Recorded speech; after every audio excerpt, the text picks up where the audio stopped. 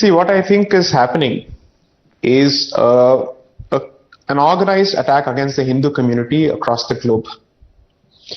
And this, I think, is much more important because at the end of the day, I don't expect people like Mr. Danish Qureshi to speak the truth.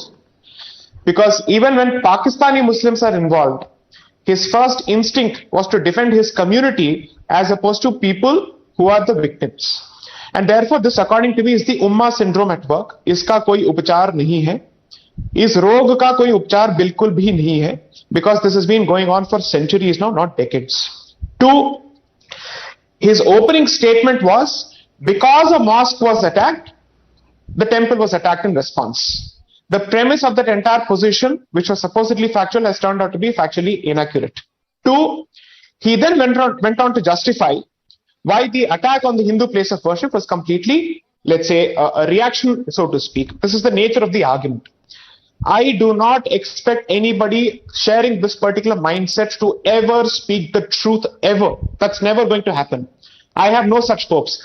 I'm only looking at solutions. What is the solution? One, while I agree with the statement made by the Hindu gentleman from UK with respect to what he said about Hindu community's innate peaceful nature and all that, perhaps you should stop calling yourself pacifists and shed this entire skin of a sheep, because sheep are ultimately meant to be slaughtered, and that's where we are moving towards. And this is not limited to one particular area. Hindus are not safe in Bharat. Hindus are not safe in America. Hindus are not safe in United Kingdom. Hindus are not safe in Europe. Hindus are not safe in Australia. This much is very, very clear.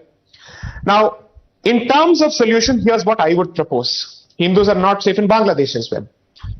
The Indian state, which has deemed it necessary to come out with the CAA because it believes that Bharat happens to be the homeland, the natural homeland of Hindus, and that seems to be the position, must take the lead here and must assert itself to protect those people who belong to communities that are native to Bharat.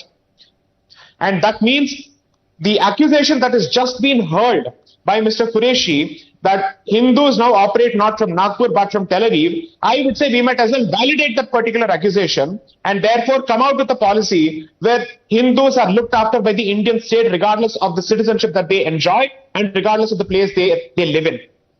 Because otherwise you're global orphans. You need to come out with a response mechanism where the Indian state is the first state to rush to the rescue of Hindus. If that does not happen, you don't have the wherewithal, at least on the street, to respond to these hoodlums. Look at the gall and the guts of this community in that particular place, the group, so to speak, which chooses to climb on the boundary in full public view with the police watching, and then all sorts of vulgar symbols are being flashed and displayed. This is an open threat, and this is let's say, the gauntlet has been thrown. If you do not respond in some way, then you will face the very same situation that the Jews of Europe faced before the Second World War. That process has already started.